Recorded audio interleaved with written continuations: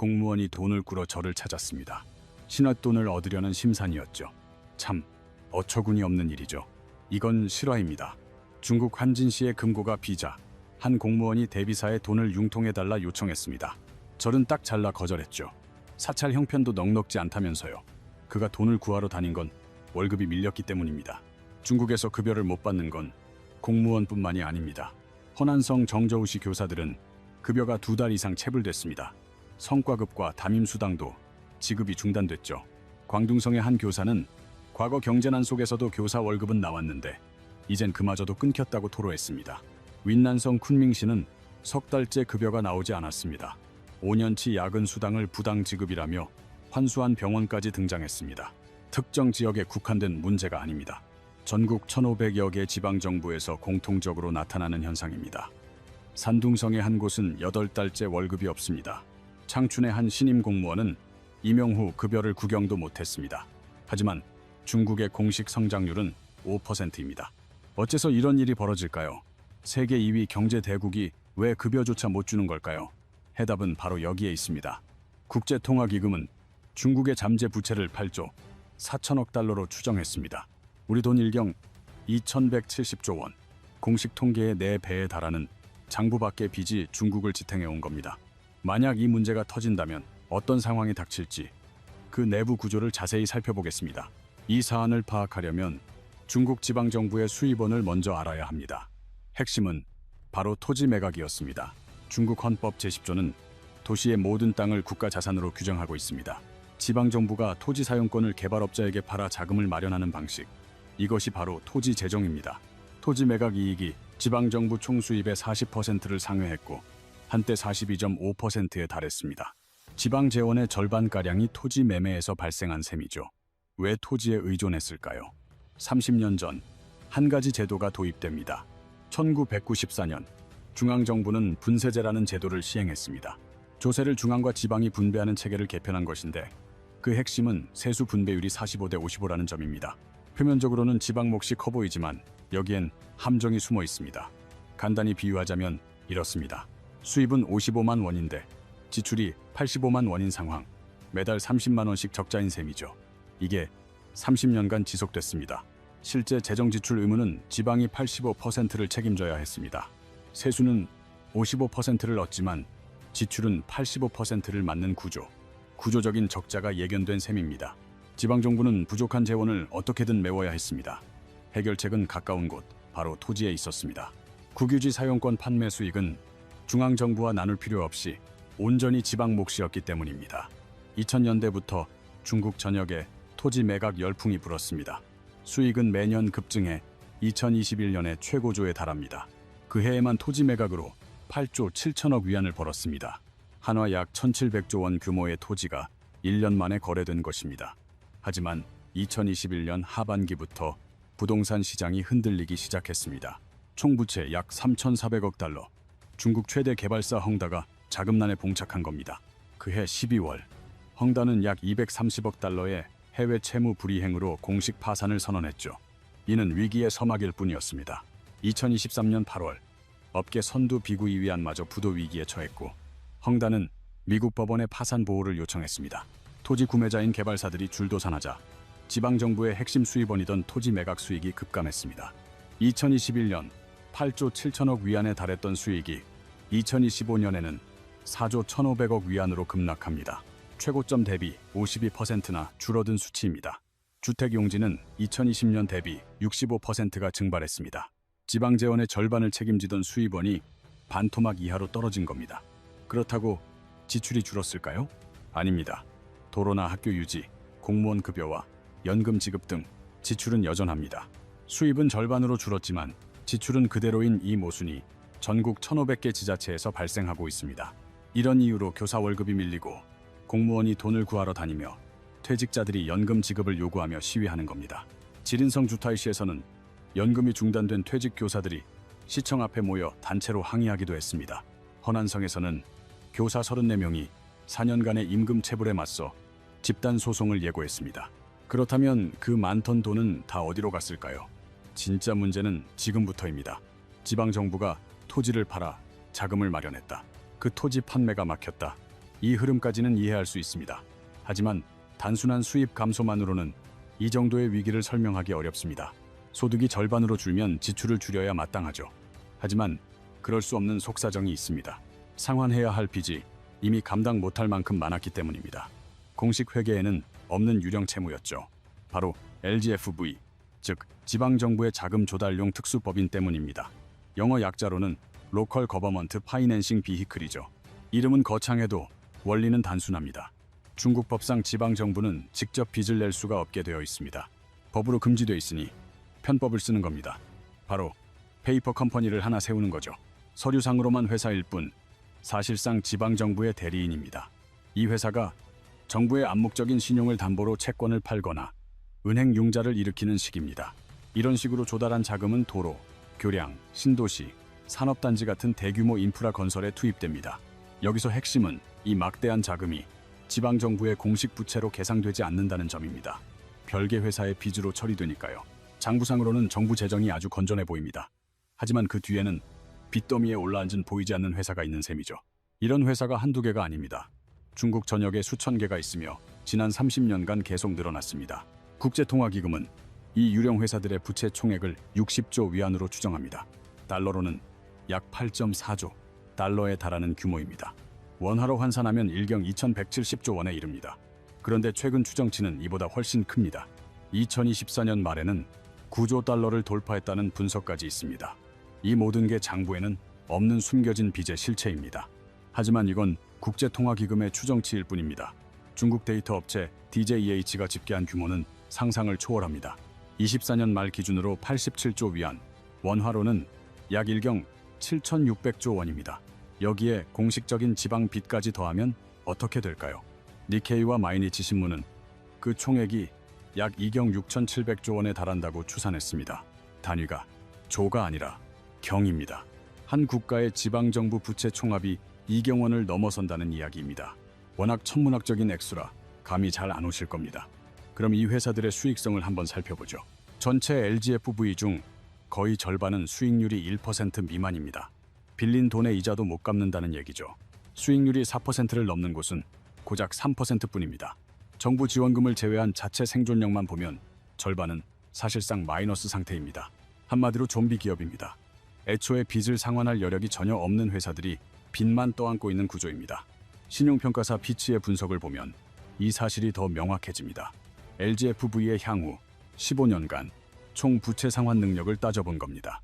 앞으로 15년간 벌어들일 총 수입이 갚아야 할 빚의 0.42배에 불과하다는 결과가 나왔습니다. 이 비율이 1이 되어야 겨우 원금을 갚는 건데 0.42라는 건 15년 내내 벌어도 빚의 절반도 못 갚는다는 의미입니다.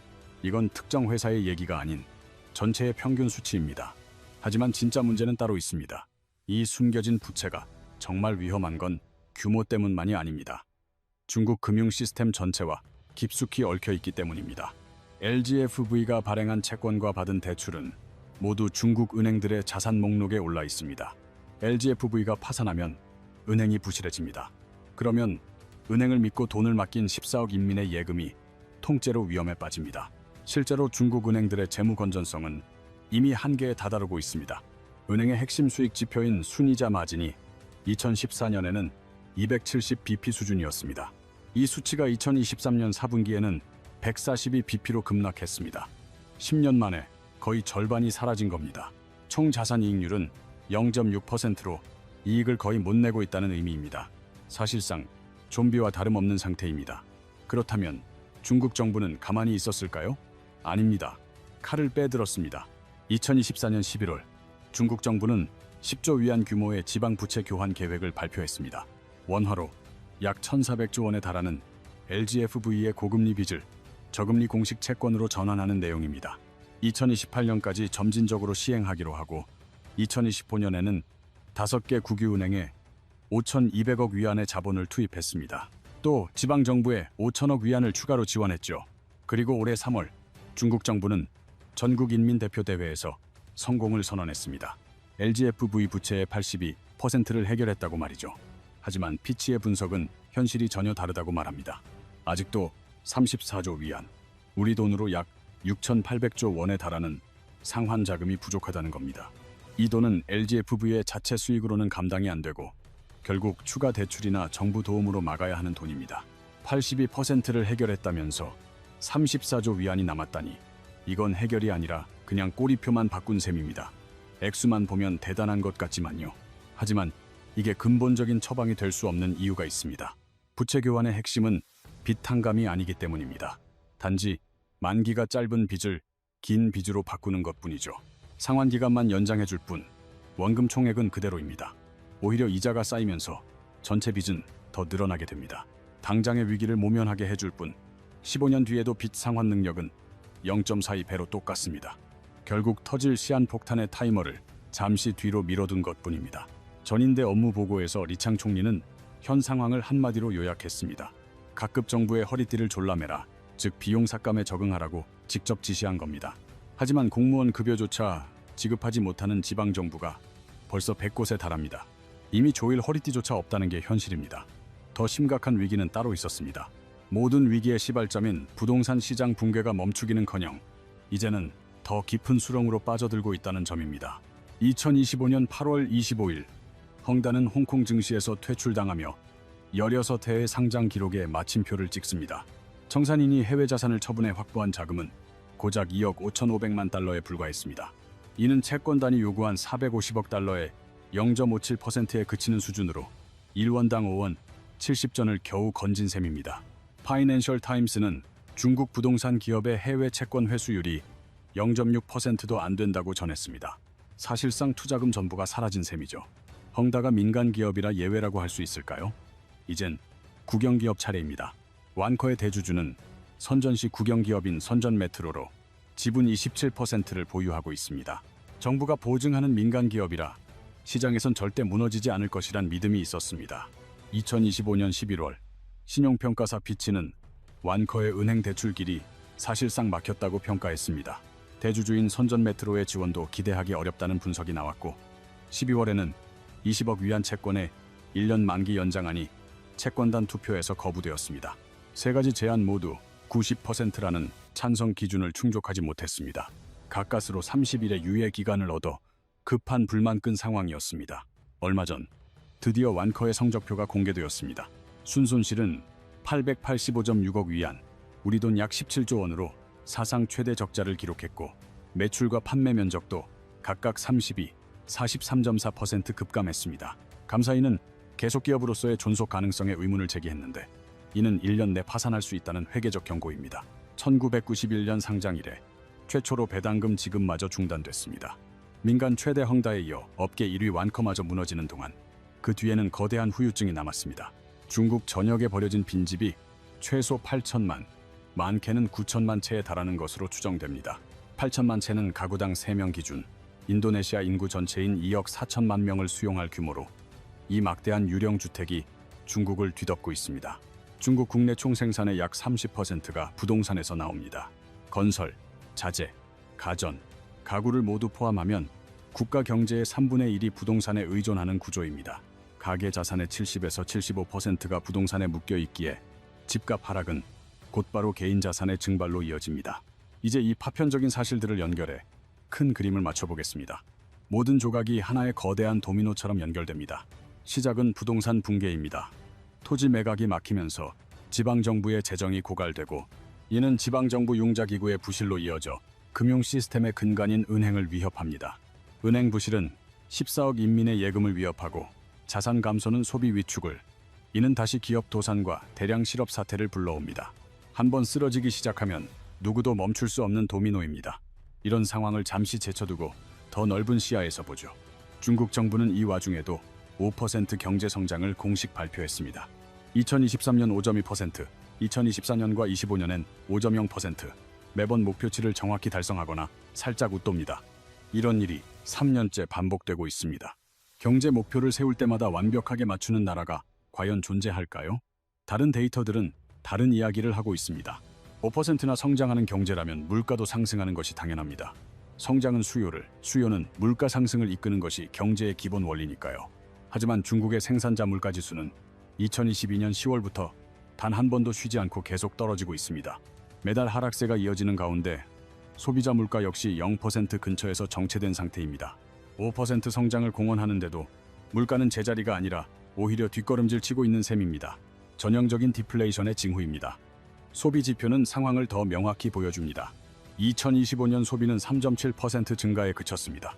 5% 경제 성장에 한참 못 미치는 수치입니다. 특히 4분기 들어 소비 증가세가 크게 꺾이면서 연말에는 소비 심리가 거의 소멸하는 모습을 보였습니다. 5% 성장을 이뤘다면서 국민은 지갑을 닫는 이 모순. 청년 실업률은 현실을 더욱 냉혹하게 드러냅니다. 2023년 6월 학생을 뺀 16세에서 24세 청년 실업률이 21.3%를 기록했습니다. 사상 최고치를 경신하자마자 중국 정부는 돌연 통계 발표를 중단했습니다. 수치가 부담스러워지자 통계를 감춰버린 셈입니다. 몇 달 후 집계 방식을 수정해 다시 공개했지만 결과는 여전했습니다. 2025년 8월 18.9%였던 수치가 10월엔 17.3%, 올해 2월엔 16.1%로 하락했습니다. 산정 방식을 손봤지만 여전히 청년 5 중 하나는 실직 상태입니다. 이제 고정자산 투자입니다. 공장 설립이나 인프라 확충에 쓰인 자금은 어떨까요? 중국 정부는 소폭 상승했다고 공식 발표했죠. 하지만 중국 경제 분석기관인 로디움 그룹의 자체 추산 결과는 이와 정반대였습니다.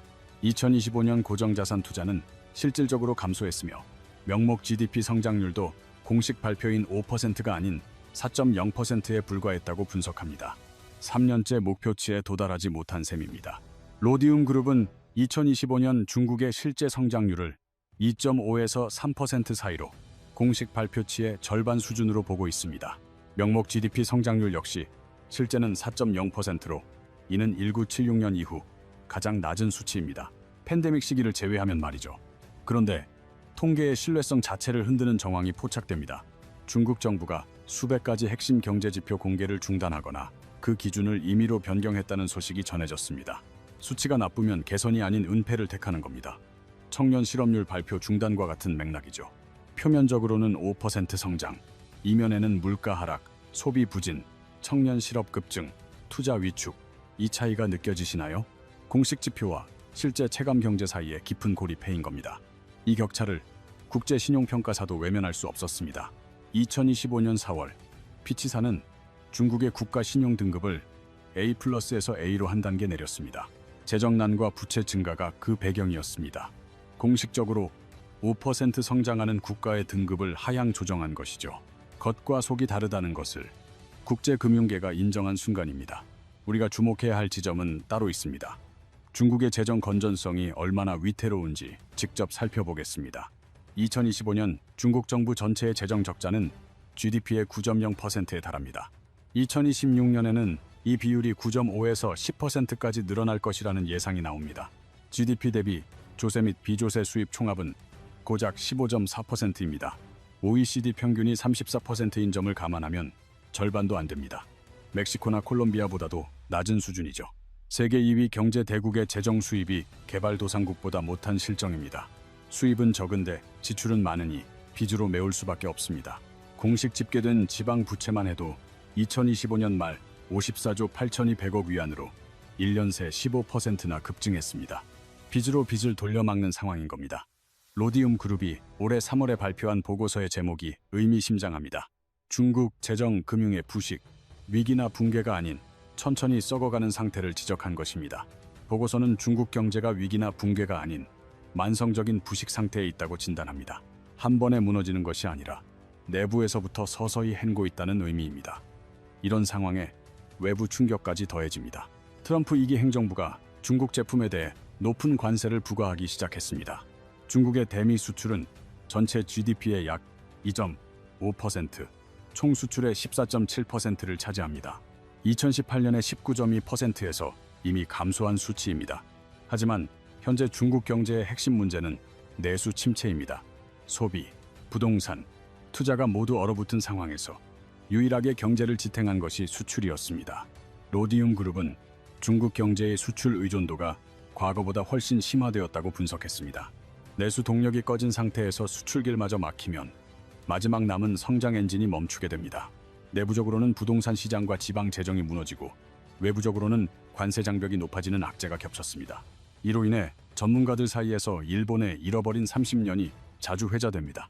1990년대 일본은 부동산 거품 붕괴로 금융위기, 소비 침체, 디플레이션을 겪으며 30년간 장기 불황에 빠졌습니다. 현재 중국의 상황이 이와 놀랍도록 흡사합니다.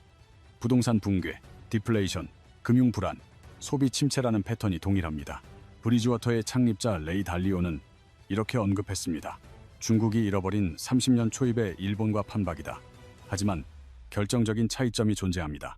일본은 거품이 붕괴될 당시 1인당 소득이 미국을 추월한 세계 최고 수준의 부국이었습니다.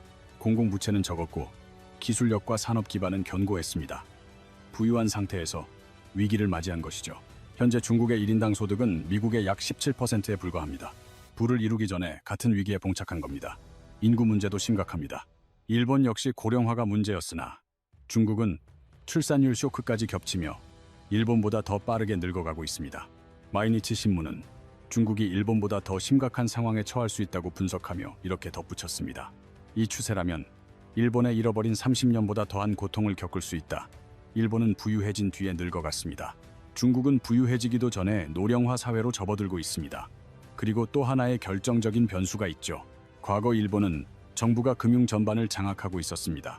부실 규모를 알았기에 더뎌도 해결이 가능했죠. 하지만 중국의 사정은 판이합니다. LGFV라는 그림자 금융의 실체를 중앙정부마저 가늠하지 못합니다. 도훈재단의 커롱 연구원은 지방정부의 빚이 금융 시스템의 불안정성보다 훨씬 위험하다고 지적했습니다. 로디움 그룹은 지난 3월 보고서에서 은행 부실 자산 30% 정리, GDP 회사에서 5% 세수 확보를 해법으로 제시했지만 정치적으로 불가능하다고 봤습니다. IMF가 2025년 보고서를 통해 강력한 대책을 주문했지만 로디움 그룹의 시각은 냉소적이었습니다. 베이징 당국에는 전혀 먹히지 않은 듯하다는 겁니다. 근본적인 해결책은 실행이 어렵고 가능한 방안들은 그저 시한폭탄의 시간을 늦출 뿐입니다. 게다가 그 폭탄의 초침은 지금도 계속 흐르고 있죠. 로디움 그룹 보고서의 마지막 문장이 모든 걸 말해줍니다. 중국 재정은 2024년보다 2025년에 그리고 2026년에는 더욱 나빠질 거라는 전망입니다. 급기야 올 3월 중국 정부가 직접 위기 신호를 보냈습니다. 2026년 성장률 목표치를 4.5에서 5%로 낮춰 잡은 거죠. 지난 30년간 5% 이상 성장을 지켜온 나라가 세운 1991년 이래 가장 낮은 수치입니다. 목표를 스스로 낮췄다는 건 그만큼 상황이 어렵다는 걸 인정한 셈이죠. IMF는 2026년 성장률을 4.5%로 보며 관세와 디플레이션 위험을 경고했습니다. 한마디로 해마다 상황이 악화되고 있다는 뜻입니다. 이 추락의 끝이 어디일지 아무도 모릅니다. 수출의 25%를 중국에 기대는 우리나라도 이 경랑에서 자유로울 수 없습니다. 중국 내수 시장이 얼어붙는 순간 한국의 반도체와 화학, 기계 산업은 직격탄을 맞게 되니까요. 이 현상을 어떻게 보십니까? 과연 중국도 일본의 전철을 밟아 잃어버린 30년을 겪게 될까요? 아니면 그보다 더한 침체의 늪으로 빠져들까요? 여러분의 의견을 댓글로 들려주세요. 이번 영상이 유익했다면 좋아요로 응원 부탁드립니다. 질문이 있다면 댓글로 알려주세요. 제가 더 파고들어 답을 찾아오겠습니다. 구독과 알림 설정 잊지 마시고 더 유익한 영상으로 다시 찾아뵙겠습니다.